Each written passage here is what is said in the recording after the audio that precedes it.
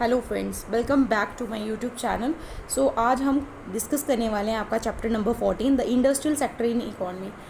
तो गाइस आज हम इस पूरे चैप्टर को डिस्कस करेंगे होली एंड सोली, ताकि आपको हर एक चीज़ पता चले। मैंने आपको पिछले चैप्टर में पढ़ाया था कि हमने जो पिछला चैप्टर है, यानी कि जो मैंने उसमें 12 एंड 13 दोनों को कंबाइंड चैप्टर्स को आपको एक्सप्लेन किया था, वहाँ पे हमने सब कुछ एग्रीकल्चर के रिगार्डिंग पूरा कंप्लीट कर लिया था। अभी हम चैप्टर 14 में जो इंडस्ट्रियल है, ठीक है, अगर आपको मैं बताऊँ, मैंने पिछले चैप्टर में भी आपको बताया था कि हमारी इकॉनमी में 3 चीज़ें हमको पढ़नी है, ठीक है। एक तो आपको पढ़ना है एग्रीकल्चर सेक्टर, ठीक है। दूसरा आपको इंडस्ट्रियल सेक्टर पढ़ना है, जिसको हम मैन्युफैक्चरिंग सेक्टर भी बोलते हैं। और तीसरा आपको पढ़ना है सर्विस सेक्टर, ठीक है, जिसको हम टर्शियरी सेक्टर भी बोलते हैं, ठीक है। तो ये 3 चीज़ें हमें कवर करनी है और हमने एक इसमें से कवर कर दी है, दैट इज़ एग्रीकल्चर। आपका पूरा कंप्लीट हो चुका है, तो आप पूरा एग्रीकल्चर कंप्लीट कर सकते हो वहाँ से। उसके बाद अब हम मैन्युफैक्चरिंग सेक्टर में आज शुरुआत कर रहे हैं, राइट। सो आई होप आपको एक ओवरव्यू मिल गया है, ठीक है। सो चलिए स्टार्ट करते हैं आज का चैप्टर, ठीक है। देखो, before discussing the chapter we will discuss, ठीक है, हाँ, industrial sector in an economy, कि हम इसके अंदर क्या क्या चीज़ें कवर करने वाले हैं, what topics we are going to cover in this chapter, okay. So first of all हम यहाँ पे देखने वाले हैं हमारी इंडस्ट्री हमारे लिए मैटर क्यों करती है, ठीक है। नेक्स्ट है कि स्ट्रक्चरल इम्बेलेंस क्या है। तीसरा है कि एग्जैक्टली इंडस्ट्री है क्या। 4 कैटेगरीज कौन कौन सी है इंडस्ट्रीज़ की।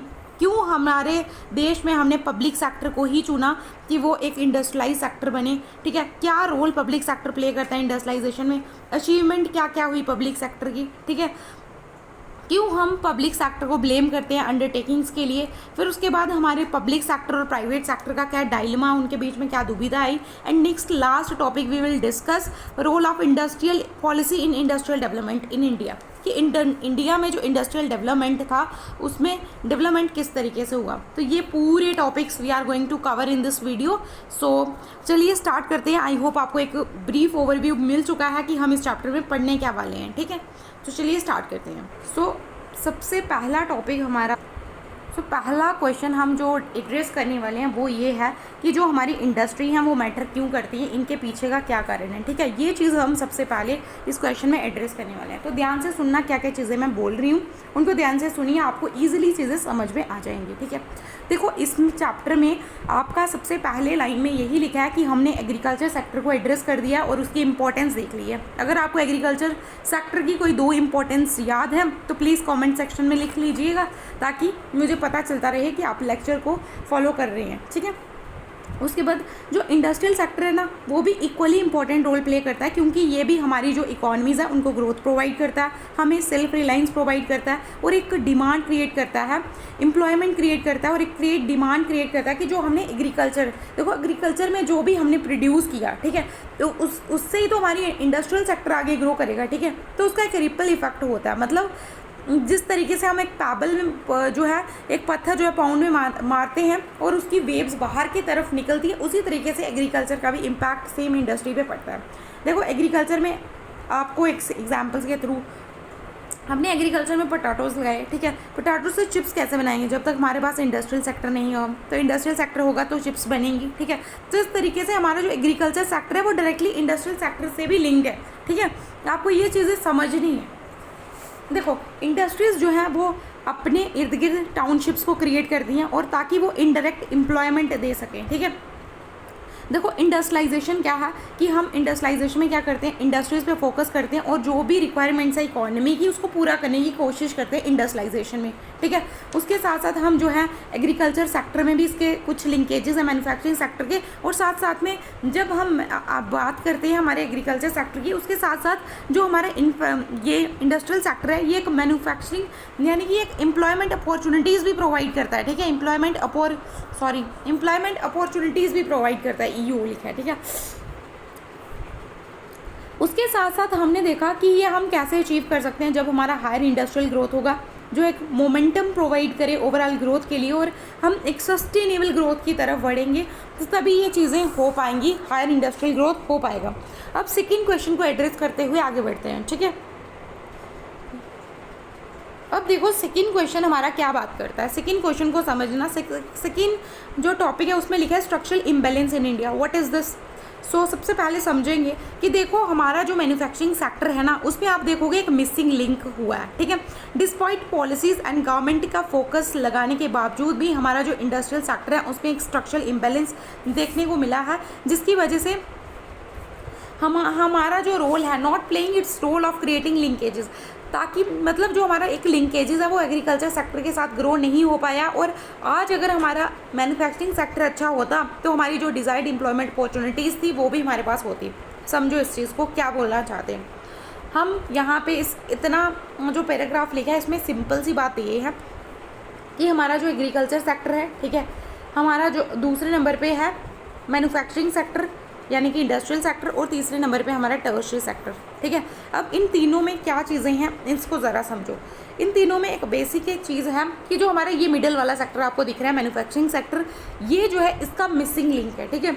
ये हमने इसको प्रॉपरली डेवलप नहीं कर पाए हम, ठीक है।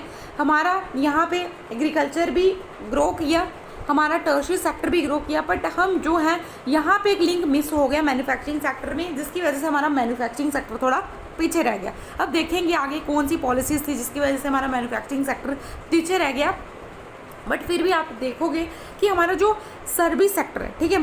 अब हम क्या देखेंगे कि जो हमारा सर्विस सेक्टर है वो एक सिग्निफिकेंट कंट्रीब्यूटर है, जो कहीं ना कहीं क्या कर रहा है, मैन्युफैक्चरिंग सेक्टर और इंडस्ट्रियल सेक्टर से ज़्यादा आउटपुट हमें प्रोवाइड कर रहा है आज के टाइम पे। और इस तरीके का जो कंपोजिशन है इन फेवर ऑफ सर्विसेज, ठीक है, हो रहा है। बट अगर हमारा एक इंडस्ट्रियल सेक्टर में एक मैच्योरिटी की एज आ जाती है तो हमारा जो इंडस्ट्रियल सेक्टर है वो भी कम्पिटिटिव हो जाएगा। तो जो सर्विस सेक्टर है वो आज के टाइम पे हायर लेवल ऑफ ग्रोथ को कौन सपोर्ट कर रहा है, जो हमारा सर्विस सेक्टर है। मैंने बोला आपका सर्विस सेक्टर हमारा अच्छे से ग्रो है, एग्रीकल्चर भी ठीक ठाक है, बट हमारा जो है अभी तक जो मैन्युफैक्चरिंग सेक्टर है उसमें थोड़ा सा इम्बैलेंस है, उसको मैच्योरिटी लाने की ज़रूरत है, ठीक है। अब सबसे पहले एक और क्वेश्चन को एड्रेस करेंगे कि एग्जैक्टली इंडस्ट्री होती क्या है, इस चीज़ पर बात करते हैं। तो चलिए समझते हैं आखिरकार इंडस्ट्री का क्या मतलब, बट एग्जैक्टली इज इंडस्ट्री। देखो अगर हम समझे इंडस्ट्रीज़ को तो industry implies converting any raw material, जहाँ पे हम कोई भी रॉ मटेरियल को फिनिश्ड गुड में या मैन्युफैक्चरिंग एक्टिविटी में क्या करते हैं, चेंज कर देते हैं और उससे एक वाइड रेंज के गुड्स जो हैं वो इकॉनमी में जो चाहिए होते हैं उनको बनाते हैं। देखो अगर हम देखेंगे ये पैराग्राफ भी सिग्निफिकेंट है, आप इसको भी अच्छे से पढ़ लीजिए। इंडस्ट्रियलाइजेशन जो इंडिया में स्टार्ट हुआ वो कब स्टार्ट हुआ, सेकेंड 5 ईयर प्लान में। देखो मैंने एक प्लानिंग की वीडियो बनाई है, ठीक है, इकोनॉमिक प्लानिंग इन इंडिया की, वहाँ पे मैंने आपको सेकेंड ईयर प्लान की जो डेट थी वो आपको मैंने बताई सही थी, बट वहाँ पे जब मैंने लिखी थी तो मैंने वो 3rd ईयर प्लान की डेट लिख दी थी, तो मैंने उसको करेक्ट भी किया था। कमेंट सेक्शन में एक बच्चे ने मुझे कमेंट लिखा था, सो आप उसको भी ठीक कर लीजिएगा वहाँ पे, ठीक है। मैंने सोचा कि आपको यहाँ पे भी बता देती हूँ। और यहाँ पे जो एग्जैक्ट डेट थी सेकेंड ईयर प्लान की वो थी 1956 to 61, ठीक है। ये है सेकेंड 5 ईयर प्लान। और सेकेंड 5 ईयर प्लान में हमने क्या किया था, ये जो महान लॉबीज थे इनके अंदर हमने इंडस्ट्रियल सेक्टर के ऊपर फोकस करने की कोशिश की थी, ठीक है। तो ये हमने देखा इंडस्ट्री का एग्जैक्टली मतलब क्या है, ये आपको समझ में आ गया। अब हमारे पास नेक्स्ट क्वेश्चन जो एड्रेस हमें करना है वो है कि 4 कैटेगरीज की इंडस्ट्रीज कौन कौन सी हैं, ठीक है। Next question we are going to address what the 4 categories of industries, ठीक है। 4 कैटेगरीज में इंडस्ट्रीज़ में अगर हम देखें तो एक पहली जो इंडस्ट्रीज़ हैं वो प्रोडक्ट वाइज है, किस तरीके का उस इंडस्ट्री में प्रोडक्ट क्रिएट होते हैं। तो यहाँ पे आपकी सबसे पहले आपको मिल जाती हैं बेसिक इंडस्ट्रीज़, ठीक है, बेसिक इंडस्ट्रीज़ हैं आपकी, ठीक है। उसके बाद आपकी आ जाती हैं बेसिक इंडस्ट्रीज़ में आपका आता है स्टील, सीमेंट, ठीक है। फिर आपकी आती है good capital industries, so good capital industries आ गई, ठीक है। सो गुड कैपिटल इंडस्ट्रीज़ आ गई दूसरी आपकी, जिसमें आपके मैन्युफैक्चरिंग प्लांट एंड मशीनरी आ जाती है। तीसरी आपकी जो प्रोडक्ट्स के अंदर ही पढ़ा रही हूँ, ठीक है। तीसरी जो मशीनरी है वो इंटरमीडिएट गुड्स, ठीक है, इंटरमीडिएट गुड्स इंडस्ट्रीज़ हैं जिसके अंदर हम मैन्युफैक्चर डाइज टूल्स वगैरह बनाते हैं। और चौथी इंडस्ट्री है आपकी, यहाँ पे कॉमा डाल के लिख देती हूँ, कंज्यूमर गुड्स इंडस्ट्री, ठीक है। सो कंज्यूमर गुड्स इंडस्ट्रीज़ में हम कार्स, स्कूटर्स, फ्रिजेस, टीवी वगैरह ये सब कुछ बना देते हैं, ठीक है। उसके बाद 5th जो हमारी कंज्यूमर गुड्स इंडस्ट्री है इसको हम वाइट गुड्स इंडस्ट्री भी बोलते हैं। तो ये याद रखना इंपॉर्टेंट फैक्टर है कि वाइट किसको वाइट गुड्स इंडस्ट्रीज किसको बोलते हैं, ठीक है। वाइट गुड्स इंडस्ट्री हम कंज्यूमर गुड्स इंडस्ट्रीज़ को बोलते हैं, ठीक है। तो ये आप याद रख सकते हो। अब ये हमारी हुई प्रोडक्ट्स के वाइजेज हमारी इस तरीके से इंडस्ट्रीज़ हैं। अब हम दूसरी इंडस्ट्रीज़ पे चलेंगे जो ओनरशिप के अकॉर्डिंग होती हैं, ठीक है। एक तो हमारी गवर्नमेंट की ओनरशिप होगी, तो वो गवर्नमेंट कि जो है क्या होगा, गवर्नमेंट की इंडस्ट्री होंगी, फिर हमारी दूसरी प्राइवेट प्लस फॉरेन, ठीक है, तीसरी आपकी पब्लिक और प्राइवेट, जिसमें आपको जॉइंट ओनरशिप भी हम देखने को मिल जाती है। तो दूसरी हम ओनरशिप के वाइज डिस्कस करेंगे। तीसरी हमारी आती है कि किस तरीके से इन्वेस्टमेंट कर रहे हैं हम प्लांट एंड मशीनरी में, उस तरीके से जैसे हमारी लार्ज इंडस्ट्रीज़ में जो हम इन्वेस्टमेंट करते हैं वो हम 10 करोड़ तक का करते हैं, लेकिन जो मीडियम इंडस्ट्रीज़ हैं उनमें 1 से 10 करोड़ का, ठीक है। स्मॉल स्केल इंडस्ट्रीज़ है उसमें 10 से 1 करोड़ का, और विलेज कॉटेज इंडस्ट्रीज़ हैं वो लेस देन 10 लाख आती हैं, ठीक है।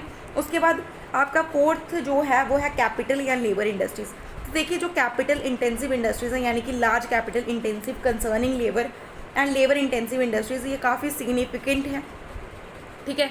तो यहाँ पे आपकी कैपिटल इंटेंसिव इंडस्ट्रीज़ आती हैं और दूसरी लेबर।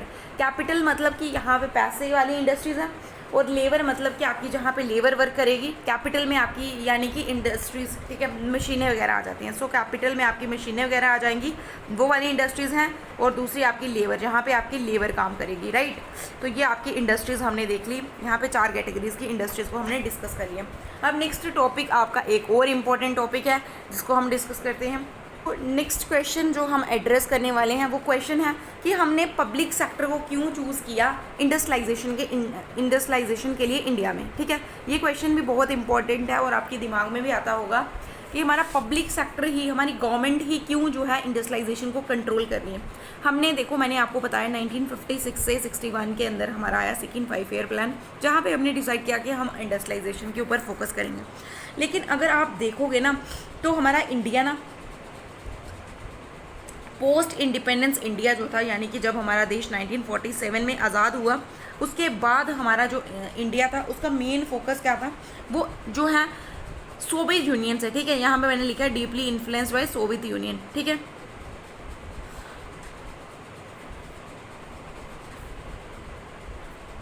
यहाँ पे क्या हो रहा है, तो यहाँ पे समझना कि उस टाइम का इंडिया जो था वो डीपली इन्फ्लुएंस था सोवियत यूनियन से, ठीक है। सोवियत यूनियन में क्या थी कि उनकी जो गवर्नमेंट है, उनकी जो गवर्नमेंट थी वो बेसिकली इंडस्ट्रीज़ को ओन करती थी, और इंडिया उससे बहुत ज़्यादा खुश था। क्यों खुश था? और वहाँ पे जो एरा चल रहा था वो सोशलिज्म का चल रहा था। अगर आपने मेरा फर्स्ट जो है चैप्टर का लेक्चर अगर अच्छे से सुना होगा तो वहाँ पे मैंने आपको तीनों आइडियोलॉजीज़ कवर कराई थी, सोशलिज्म, कैपिटलिज्म और कम्युनिज्म। आई होप आपने देखा हुआ है, तो आपको ईजिली आप कनेक्ट कर पाएंगे उससे, ठीक है। तो ध्यान से सुनना कि जो सोवियत यूनियन है ना, वहाँ पे स्टेट रन इंडस्ट्रीज थी और एक एरा सोशलिज्म चल रहा था। यहाँ पे गवर्नमेंट का रोल था कि वही गुड्स एंड सर्विसेज को प्रोड्यूस करेगी।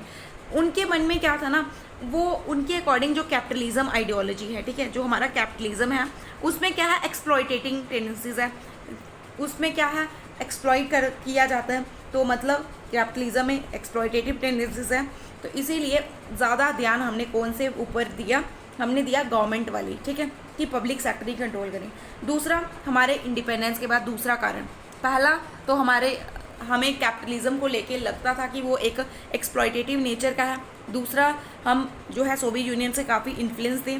तीसरा अब कारण अगर आप समझोगे तो तीसरा कारण था कि जो इंडस्ट्रियल सेक्टर था इंडिपेंडेंस के बाद, जो हमारा प्राइवेट सेक्टर था, ठीक है, वो इतना मैच्योर नहीं था।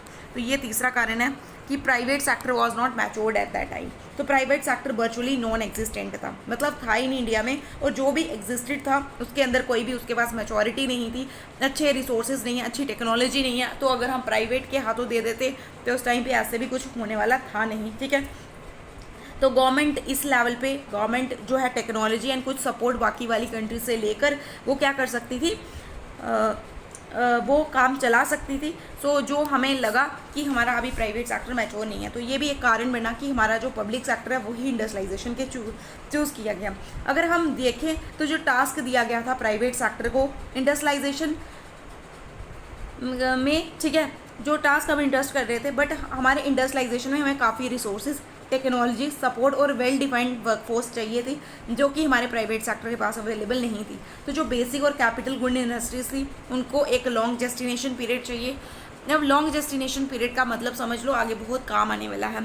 सो लॉन्ग जेस्टिनेशन पीरियड, हम मान लो हम कोई रोड्स बना रहे हैं, ठीक है, इस तरीके से कोई रोड बना रहे हैं, ठीक है। अब इस रोड को हमने बनाया है, ठीक है, मान लो ये ROAD रोड बनाई है। अब इस रोड में हमने कुछ इन्वेस्टमेंट की है, कुछ पैसा लगाया है, ठीक है, कुछ इन्वेस्टमेंट ली है। बट आपका जो भी इसमें पैसा लगा हुआ है, ठीक है, जो भी आपने इन्वेस्टमेंट इसमें की हुई है, क्या आपको आज ही इस रोड के सारे पैसे मिल जाएंगे वापस?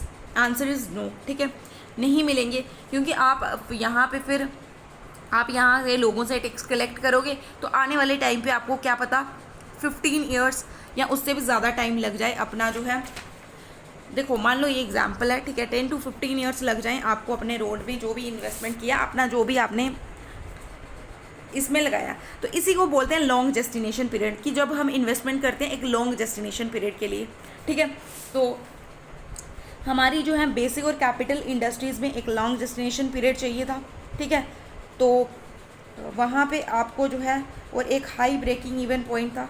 तो ये जो है एक नेचुरल डिसेंसिटिव से कि हमारा प्राइवेट सेक्टर भी उस समय पे मैच्योर नहीं है, साथ साथ में हमारा जो गवर्नमेंट है वो मतलब थोड़ा बहुत एफर्ट कर सकता है, तो इसीलिए हमने डिसाइड किया कि हम अपनी डोर जो इंडस्ट्रियलाइजेशन की है वो पब्लिक हाथों में ही रखेंगे। आई होप आप क्लियर कर पाएँ, ठीक है। चलते हैं नेक्स्ट टॉपिक पे। तो सबसे पहले नेक्स्ट क्वेश्चन हम एड्रेस करने वाले हैं वो है कि पब्लिक सेक्टर ने क्या क्या रोल प्ले किया इंडस्ट्रियलाइजेशन में, यानी कि रोल ऑफ पब्लिक सेक्टर, ठीक है।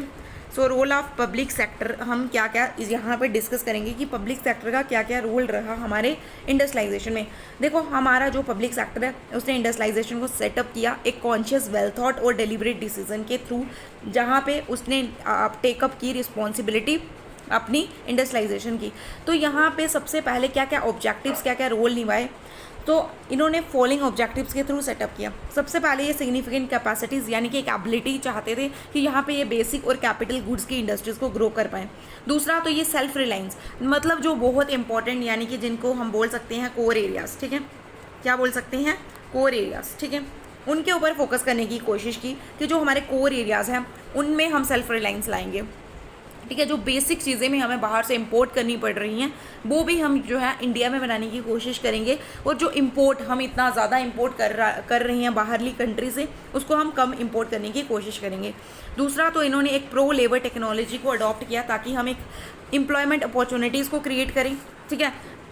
उसके बाद इन्होंने बैकवर्ड और ट्राइबल एरियाज़ में भी इंडस्ट्रीज़ को सेटअप किया ताकि जो हमारा एक ये नहीं हो कि हम शहरों में ही डेवलपमेंट करते रह जाएं और हमारा जो रूरल और जो ट्राइबल एरियाज़ हैं वो यहाँ से उस डेवलपमेंट से वंचित रह जाएं। तो पब्लिक सेक्टर ने इसकी तरफ भी फोकस किया।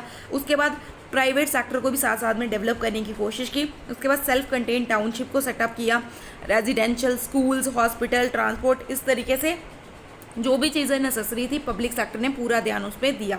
पब्लिक सेक्टर ने प्राइजेस को रेगुलेट किया, ठीक है, पब्लिक सेक्टर ने गवर्नमेंट के थ्रू ही प्राइजेस को रेगुलेट किया और एक इम्पॉर्टेंस दी इकॉनमी को, और कोई भी एक अपवर्ड स्पाइरल जो है क्रिएट नहीं होने दिया, ठीक है। मतलब बहुत ही अच्छे से उसका जो रोल था पब्लिक सेक्टर का उसने बहुत अच्छे से निभाया। अब पब्लिक सेक्टर को यहाँ पे क्या क्या अचीवमेंट देखने को मिली उसको ज़रा समझते हैं, ठीक है। अब आती है अचीवमेंट की बारी, ठीक है, कि पब्लिक सेक्टर को क्या क्या अचीवमेंट्स हुई, ठीक है। सो अचीवमेंट्स को कवर करेंगे। सो देखो अचीवमेंट्स ऑफ पब्लिक सेक्टर, ठीक है। अब पब्लिक सेक्टर में क्या क्या अचीवमेंट्स हुई उनको इंडस्ट्रियलाइजेशन में, देखो इन्होंने अपनी जो इनका टारगेट था, पहले मैंने बताया कि ये कोर एरियाज़ में चाहते थे ताकि इंपोर्ट को थोड़ा कम किया जाए, क्योंकि हम बहुत इंपोर्ट कर रहे हैं तो उसमें ये सेल्फ सफिशिएंसी चाहते थे। तो जो कोर एरियाज़ हैं, ठीक है, कोर एरियाज़ में ये जो है सेल्फ सफिशिएंसी को अटेन कर लेते हैं, ठीक है। उसके बाद दूसरा तो इंडिया जो है आज के टाइम पे भी अगर हम बोलेंगे ना तो इंडिया इतना अच्छे से ग्रो हो चुका है कि इंडिया आज भी सीधा सीधा बोल सकता है कि वो किसी भी कंट्री में डिपेंडेंट नहीं है अपने रिक्वायरमेंट के लिए, इंडस्ट्रियल गुड्स के लिए। ये क्यों है? क्योंकि पब्लिक सेक्टर बहुत ही उसने जो बेसिक चीज़ें हैं वो डेवलप कर ली थी अपने कोर एरियाज़ में। उसके बाद एक गेनफुल एम्प्लॉयमेंट उसने प्रोवाइड करवाया लोगों को, ठीक है। इससे जो प्राइवेट सेक्टर है वो भी कहीं ना कहीं ईजिली उसका भी एवोल्यूशन होने लगा और वो भी कहीं ना कहीं रिस्पॉन्सिबल होने लगा इंडस्ट्रियलाइजेशन के लिए, और हमारा जो इंडस्ट्रियल मैच्योरिटी है वो धीरे धीरे आगे बढ़ने लगी। और यहाँ पे ये क्रेडिट दिया जाता है कि जो इंडस्ट्रियल सेक्टर है वही एक ग्रोथ का ड्राइवर हो सकता है, वही हमारा जो ओवरऑल ग्रोथ रेट है उसको आगे लेके चल सकता है। तो ये हमारा पब्लिक सेक्टर में इंडस्ट्रियलाइजेशन के बारे में बात की गई। अब देखो हम क्यों ब्लेम करते हैं पब्लिक सेक्टर अंडरटेकिंग्स को आज के लिए। समझो ये पब्लिक सेक्टर अंडरटेकिंग्स क्या है। देखो यहाँ पे ना हमारे बहुत से सेट ऑफ इश्यूज़ हैं, ठीक है। बहुत से इश्यूज़ जो हैं वो हम डायरेक्टली एट्रीब्यूट नहीं करते हैं इसके साथ अपनी कैपेसिटी यूटिलाइजेशन के साथ, टेक्नोलॉजी, टाइम, कॉस्ट ओवररन्स के साथ, ठीक है। मोस्ट इंपॉर्टेंटली जो भी हमारे पब्लिक सेक्टर इंटरप्राइजेज हैं वो आज के टाइम पे क्या हो रहे हैं, लॉस मेकिंग हो रहे हैं। जो 1/3 of the 220 old public sector undertakings थी वो लॉस मेकिंग हो रही हैं और इसमें हाई एक्यूमुलेटेड लॉसेस हमें देखने को मिल रहे हैं, ठीक है। चीज़ों को समझना, एक मिनट देखो हो क्या रहा है कि क्या है PSUs। देखो however can we blame the public sector for being, आज के टाइम पे हम जो भी लॉस हमारे पब्लिक सेक्टर की अंडरटेकिंग्स यानी कि जो पब्लिक सेक्टर के पास चीज़ें हैं, जो अंडरटेकिंग्स हैं, उनमें जो भी लॉस हो रहा है, क्या हम उसको पब्लिक सेक्टर को ब्लेम कर दें कि ये जो लॉस हो रहा है इनमें ये आपकी वजह से हो रहा है, ऐसा कर सकते हैं? नहीं। जो पब्लिक सेक्टर है वो उसका मेन पर्पज़ है कि वो सोशो वेलफेयर कंसिडरेशन के साथ सेटअप हुआ है और उसने जो इंडस्ट्रियलाइजेशन के ऑब्जेक्टिव्स हैं उनको भी अचीव किया, सेल्फ रिलायंस भी लाई है, एम्प्लॉयमेंट जनरेशन को भी प्रमोट किया और उसने जो बैकवर्ड और ट्राइबल एरियाज़ को भी डेवलप किया। तो मोर फंडामेंटली जो गवर्नमेंट की ओनरशिप है, प्रॉफिट है, वो साथ साथ में नहीं चल सकते थे, ठीक है। अब धीरे धीरे क्या हुआ कि जो हमारे पब्लिक सेक्टर अंडरटेकिंग्स हैं, जो भी पब्लिक सेक्टर ने अपने पास होल्ड ले रखी थी, उसमें क्या हो रहा है, धीरे धीरे आपकी क्या होने लगेगी, लॉस होने लगेगा, ठीक है। अब लॉस होगा तो अब देखो गवर्नमेंट इसको कंट्रोल कर रही है, हमारा कौन कंट्रोल कर रहा है, पब्लिक सेक्टर, ठीक है। हमारा पब्लिक सेक्टर इसको कंट्रोल कर रहा है। अब पब्लिक सेक्टर कंट्रोल करेगा तो पब्लिक सेक्टर के दो मोटिव रहेंगे, एक तो वो वेलफेयर करेगा लोगों की, ठीक है, एक तो वो चाहता है वेलफेयर हो, दूसरा उसका मोटिव होगा कि वो क्या चाहता है, एक तो वेलफेयर तो उसका है ही है, दूसरा तो वो उसका जो है प्रॉफिट मोटिव नहीं है, ठीक है।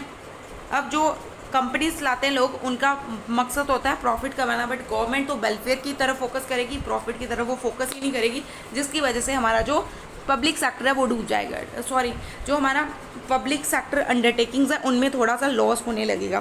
तो इसीलिए यहाँ पे हमें लगा पता कि प्रॉफिट एक प्योर बिजनेस का फंक्शन है, ठीक है, एंड जो पब्लिक सेक्टर है बिकॉज जो गवर्नमेंट है वो ओनर है तो वो एक प्योर बिजनेस की तरह तो कभी चल ही नहीं पाएगी। अगर हमें एफिशिएंसी लानी है, ठीक है, अगर हम एफिशिएंसी लाना चाहते हैं पब्लिक सेक्टर में तो ये इनकरेक्ट है। अगर हम इसको थोड़ा कंपेरेबल नहीं करेंगे तो हमने देखा कि पेप्सी और कोक में से क्या ज़्यादा एफिशिएंट हो सकता है, तो सारे पब्लिक सेक्टर जो है ऑपरेट करेंगे एज देयर मोनोपोलीज, इस तरीके से तो चीज़ें नहीं हो पाएंगी। तो हमने डिसाइड किया कि हम क्यों ना public sector and private sector का जो डायलेमा है, एक दुविधा है, उसको देखें, उसको समझने की कोशिश करें क्या चल रहा है क्या नहीं। सो बोलते हैं क्या आप कंपेयर करना चाहोगे ONGC, बील और सेल को, ठीक है। सो ये हमारे सारे पब्लिक सेक्टर के लिए ट्रू है और इट इज़ नॉट टू से कि पब्लिक सेक्टर एफिशिएंट है, ठीक है। एक्सप्रेशन यहाँ पे ये है कि इट इज़ नॉट पॉसिबल कि जो पब्लिक सेक्टर है वो प्राइवेट सेक्टर की एफिशिएंसी के अकॉर्डिंग चल सके। फर्दर मोर अगर हम देखें तो जो पब्लिक सेक्टर है वो टेक्निकली इनकरेक्ट है, जो प्राइवेट सेक्टर है वो एक किस तरीके से, जब हमारा प्राइवेट सेक्टर ऑपरेट करेगा, ठीक है, इन्होंने बोला जब हमारा प्राइवेट सेक्टर, देखो अभी तो गवर्नमेंट चला रही है यानी कि पब्लिक सेक्टर के हाथों में कमांड है, लेकिन अगर हमारा जब प्राइवेट सेक्टर कमांड को करेगा तो वो एज अ प्योर बिजनेस काम करेगा, एज अ प्योर बिजनेस वो काम करना स्टार्ट करेगा, तो जिसकी वजह से हमारा जो इंडस्ट्रियल सेक्टर है वो अच्छे से ग्रो करना स्टार्ट कर देगा, ठीक है। अब हम आगे क्या सुनते हैं, ठीक है। सो यहाँ पे हमें ज़रूरत थी कि हम प्राइवेट सेक्टर को कहीं ना कहीं मैच्योर करें और यहाँ पे हम सेटअप भी करते हैं धीरे धीरे, ठीक है। अब देखो हमारा इंडस्ट्रियल पॉलिसी का क्या रोल है इंडस्ट्रियल डेवलपमेंट में, देखो ये इंपॉर्टेंट टॉपिक है, आपको अच्छे से समझना है इसको, क्या क्या चीज़ें यहाँ पे हम डिस्कस करने वाले हैं। हम इंडस्ट्रियल डेवलपमेंट का रोल जो है वो पूरा डिस्कस करेंगे। बेसिकली हम यहाँ पे पढ़ने वाले हैं आपका इंडस्ट्रियल पॉलिसीज़ जो 1956 में आई, ठीक है, एक पॉलिसी हम वो कवर करने वाले हैं। दूसरी इंडस्ट्रियल पॉलिसी हम 1991 की यहाँ पे डिस्कस करेंगे, इंडस्ट्रियल पॉलिसी ऑफ 1991 तक जितनी भी इंडस्ट्रियल पॉलिसी इस टाइम पीरियड में आई हैं, ठीक है, इतने टाइम पीरियड में जितनी भी इंडस्ट्रियल पॉलिसी आई हैं उनको हम पूरा डिस्कस करेंगे, ठीक है। तो वो हम सारी इसमें डिस्कस करने वाले हैं, ठीक है। इसके थ्रू ही हमें पता चलेगा कि किस तरीके से हमारा जो इंडस्ट्रियल सेक्टर है वो ग्रो किया है, ठीक है। तो चलिए अब हम चलते हैं इंडस्ट्रियल पॉलिसी का एनालिसिस करते हैं, ठीक है। तो इंडस्ट्रियल पॉलिसीज़ कहाँ से कहाँ तक पढ़ने वाले हैं, 1956 से लेकर 1991 तक, ठीक है। क्या हो रहा है, ठीक है, 1991 तक। ठीक है, ये हम चीज़ें कवर करने वाले हैं यहाँ पे। अब आपको जो इंडस्ट्रियल पॉलिसीज़ है ना, इनको ध्यान से सुनते जाना ताकि आप इजीली चीज़ों को कनेक्ट कर पाओ। ठीक है, ये आपका लास्ट टॉपिक है इस चैप्टर का। ठीक है, देखो इंडस्ट्रियल पॉलिसीज़ ना स्टेटेड पीरियड में हम चीज़ों को एक बाय लाइन डिस्कस करेंगे। देखो इंडस्ट्रियल सेक्टर शुरू से ही हाईली रेगुलेट किया जाता था, ब्यूरोक्रेटिक कंट्रोल्स के अंदर हमारा इंडस्ट्रियल सेक्टर रहता था। और इसमें क्या होता था, एक स्ट्रिक्ट लाइसेंसिंग सिस्टम होता था। गवर्नमेंट ऐसे किसी को इंडस्ट्री खोलने की आज़ादी नहीं देती थी। सबसे पहले आपको लाइसेंस लेना पड़ता था और आपको लाइसेंस के साथ साथ एक कंपलसरी रजिस्ट्रेशन कराने की ज़रूरत पड़ती बिजनेस को चलाने से पहले। ठीक है, तो अब पॉलिसी जो थी 1956 की, उसने जो पब्लिक सेक्टर का रोल था उसको रिजर्व कर दिया, एज वेल एज 18 एरियाज़ को पब्लिक सेक्टर के अंदर ले आए हम। ठीक है, कितने एरियाज़ को, 18 एरियाज़ को, कि हम ये 18 एरियाज़ हैं गवर्नमेंट के अंदर आते हैं और गवर्नमेंट के बिना परमिशन के आप यहाँ पे क्या करो, जो है कोई भी बिजनेस नहीं ओपन कर पाओगे। तो कुछ एरियाज़ में प्राइवेट सेक्टर को जो है अलो किया गया, बट अलो किसके लिए कि आपको लाइसेंस लेना पड़ेगा, आपको रजिस्ट्रेशन करानी पड़ेगी, तभी आप कोई इंडस्ट्री खोल पाओगे। अदरवाइज प्राइवेट सेक्टर को कोई भी इंडस्ट्री खोलने का मौका नहीं मिलेगा। ठीक है, उसके बाद क्या होता है कि हमारा जो पब्लिक सेक्टर है ना, वो कुछ एरियाज़ में सेटअप होने लगता है, जहाँ पे गवर्नमेंट को लगता है ज़रूरी है वहाँ पे वो धीरे धीरे सेट करने लगती है। बट फिर भी जो मोस्ट क्रिटिकल एरियाज़ थे जैसे oil, power, heavy equipment, telecom etcetera, ये एक्सक्लूसिवली पब्लिक सेक्टर ने अभी भी अपने पास रखा हुआ था। तो मोर प्रोमिनेंट जो प्राइवेट कंपनीज थी, मैंने बोला उन पे ब्यूरोक्रेटिक कंट्रोल था, उनको हाईली रेगुलेट किया जाता था। जो फॉरेन जो प्राइवेट कंपनीज थी ना, उनके ऊपर 2 एक्ट लागू होते थे। एक था monopolies and restrictive trade policies act, जिसको MRTP कंपनीज बोला जाता है, और सिमिलरली दूसरा जो है वो फॉरेन कंपनीज एक्ट था, जिसको रेगुलेट किया जाता था फॉरेन एक्सचेंज रेगुलेशन एक्ट, फेरा के थ्रू। ठीक है, जिनको हम फेरा कंपनीज बोलते थे। देखो गवर्नमेंट मानती थी कि अगर कंपनी ग्रो कर जाएगी, ठीक है, गवर्नमेंट क्यों नहीं, अब आपके दिमाग में एक क्वेश्चन आ रहा होगा कि गवर्नमेंट इतना रिस्ट्रिक्ट कि आपको कुछ भी करना है, ब्यूरोक्रेटिक कंट्रोल है, आपको लाइसेंस, आपको रजिस्ट्रेशन करानी है, फिर ही आप अपनी कंपनी खोल सकते हो, अदरवाइज नहीं खोल सकते। तो क्यों गवर्नमेंट ऐसा क्यों कर रही थी? देखो गवर्नमेंट का मानना था कि अगर एक कंपनी ग्रो हो जाती है तो वो मोनोपोलिस्टिक एंड एक्सप्लॉयटेटिव टेंडेंसीज को फॉलो करना शुरू कर देती है, जिसकी वजह से इवन आफ्टर ए लाइसेंस और बिजनेस करने के बाद जो प्राइवेट सेक्टर है, आपको यहाँ पे और देखो और क्या क्या चीज़ें इन्होंने रखी है। अगर आपको मान लो गवर्नमेंट ने परमिशन दे दी, जाओ आप जाके अपना जो है खोल दो अपनी कंपनी। ठीक है, अब भी प्राइवेट सेक्टर को अगर एक्सपैंड करना है, मान लो उन्होंने कंपनी खोली थी बट वो थोड़ी बड़ी कंपनी खोलना चाहते हैं, एक्सपैंड करना चाहते हैं, ठीक है, तो उसके लिए भी आपको क्या चाहिए था, गवर्नमेंट का अप्रूवल चाहिए होता था। ठीक है, सो गवर्नमेंट का अप्रूवल लेना पड़ता था आपको अगर अपनी कंपनी को एक्सपैंड करना है, डाइवर्सिफाई करना है या और कोई बिजनेस डिसीजन लेना है, तो you have to verify with the government. ठीक है, सो जो अर्लियर पॉलिसीज़ थी उन्होंने पब्लिक सेक्टर को एक कमांडिंग हाइट्स पे ले रखा था, और पूरा का पूरा जो की कंट्रोल था, जो की सर्विसेज थी, उसमें पूरा का पूरा कंट्रोल किसका हुआ करता था, हमारा पब्लिक सेक्टर का हुआ करता था। ठीक है, और इस तरीके से हमारा जो प्राइवेट सेक्टर था वो काफ़ी शुरू से ही पीछे आप देख पा रहे हो। जस्ट जो coal mining, banking, insurance, textile mills, ठीक है, इनको नेशनलाइज कर दिया गया था पहले ही प्राइवेट सेक्टर में। ठीक है, अब 1990s की अगर पहले की पॉलिसी देखें तो जो प्राइस रेगुलेशन था इंडस्ट्रियल गुड्स के लिए, प्राइजेस ऑफ स्टील, सीमेंट या बेसिक गुड्स का, उनको सारे के सारे प्राइजेस को कौन कंट्रोल करता, हमारी गवर्नमेंट कंट्रोल करती। ठीक है, तो हर एक पॉलिसी में हम क्या चाहते थे, हम एक मिक्स्ड इकोनॉमी कैरेक्टर को फॉलो करते थे, जो कि पब्लिक एंड प्राइवेट सेक्टर दोनों की बात करता है कि हमारे यहाँ पे पब्लिक भी होगा, प्राइवेट भी होगा। ठीक है, बट इन रियलिटी आप देखोगे कि हम बहुत ज़्यादा टिल्टेड किसकी तरफ थे, पब्लिक सेक्टर की तरफ, क्योंकि हमारे प्राइवेट सेक्टर को ज़्यादा पावर्स नहीं दी रखी थी। तो प्री 1919 पॉलिसीज़ से हमें ये पता चलता है कि ये पॉलिसीज़ हाईली रेगुलेटेड और रिजीमेंट ओरिएंटेड थी। इसका बहुत ज़्यादा यहाँ पे डोमिनेंस था पब्लिक सेक्टर का एंड मिनिमल स्पेस का, बट विद हमें ब्यूरोक्रेटिक कंट्रोल जो है देखने को मिलता है न्यू सेक्टर कंपनीज। अब देखो मोस्ट इंपॉर्टेंट पॉलिसीज आती है, वो है आपकी 1991 की न्यू इंडस्ट्रियल पॉलिसी। ठीक है, तो 1991 की पॉलिसी को अब हम डिस्कस करेंगे, जिसको हम NEP के नाम से जानते हैं। ठीक है, तो न्यू इकोनॉमिक पॉलिसी। ठीक है, तो इसमें हम डिस्कस करेंगे कि इसमें क्या क्या चीज़ें हैं। देखो हमने देखा कि ये पॉलिसी एक बिगिनिंग थी, इसके थ्रू ही हमारे जो इकोनॉमिक रिफॉर्म्स की बात करते हैं वो हमारे इसके थ्रू ही आए। ठीक है, कौन सी पॉलिसी थी ये? 1991 की। इसके थ्रू ही हमारे इंडिया में आपको इकोनॉमिक रिफॉर्म्स देखने को मिल जाएंगे। ठीक है, 2 रिफॉर्म्स जो थे इससे पहले भी आ रहे थे, बट वो चेंजेस कहीं ना कहीं बहुत ही माइनर थी, वो एक रिफॉर्म्स नहीं थे हमने देखा। तो हम इसी जो न्यू इकोनॉमिक पॉलिसी है इसी को हम न्यू इंडस्ट्रियल पॉलिसी या न्यू इकोनॉमिक पॉलिसी के नाम से जानते हैं, और इसको हम एक और नाम देते हैं जिसका नाम है पॉलिसी ऑफ लिबरलाइजेशन, या फिर हम बोलते हैं न्यू इकोनॉमिक पॉलिसी में जो लाइसेंस, मैंने बोला ना पहले आपको, जो प्राइवेट सेक्टर है उसको अगर कोई भी चीज़ करनी है उसको लाइसेंस लेना पड़ता था। तो लाइसेंस लेने के लिए क्या करना, लाइसेंस रजिस्ट्रेशन कराना है। तो यहाँ पे आपका जो लाइसेंस, जो परमिट राज का सिस्टम है वो ख़त्म कर दिया गया, और जो ब्यूरोक्रेटिक कंट्रोल था, ठीक है, इंडस्ट्रियल सेक्टर में, उसको भी हटा दिया गया। पर्टिकुलरली जो प्राइवेट सेक्टर में ब्यूरोक्रेटिक कंट्रोल था, तो थी ना अच्छी बात इसमें। तो जो पॉलिसी थी उसका मेन एम था कि ग्रेटर फ्रीडम प्रोवाइड करनी है बिजनेस को करने में आउटसाइड द गवर्नमेंट कंट्रोल। ठीक है, अब यहाँ पे पब्लिक सेक्टर के रोल को रिड्यूस करना था, जो रिजर्विंग एरियाज हैं उनको डी रिजर्व करना है गवर्नमेंट से, और एक लार्जर रोल देना था प्राइवेट सेक्टर को, जो पहले हमारे MRTP यानी कि monopolies restrictive trade practices act और फॉरेन एक्सचेंज रेगुलेशन एक्ट, इन दोनों को ही हमें क्या करना था, हटाना था। उसके साथ साथ हमें जो है जो ब्यूरोक्रेटिक कंट्रोल था फंक्शनिंग में उसको लेफ्ट आउट करना था। तो प्राइस रेगुलेशन जो है ये एक बे देते हैं। अब हमारी कौन सी पॉलिसीज चलेंगी, मार्केट डिटरमाइन, यानी कि अब हमारा मार्केट जो है वो तय करेगा कि क्या चीज़ बिकेगी क्या चीज़ नहीं बिकेगी।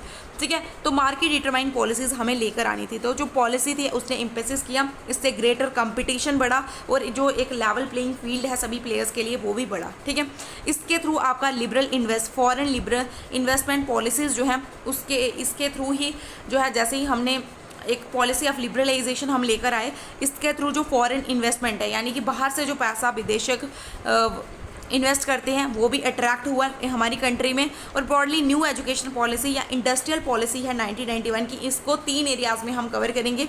सबसे पहले लिबरलाइजेशन को कवर करेंगे, नेक्स्ट आपका पब्लिक सेक्टर, और नेक्स्ट आपका फॉरेन इन्वेस्टमेंट। तो देखो ये तीनों ही चीज़ें हम नेक्स्ट चैप्टर में कवर करेंगे। आज के चैप्टर इतना ही था, आई होप आपको अच्छे से क्लियर हुआ होगा। ठीक है,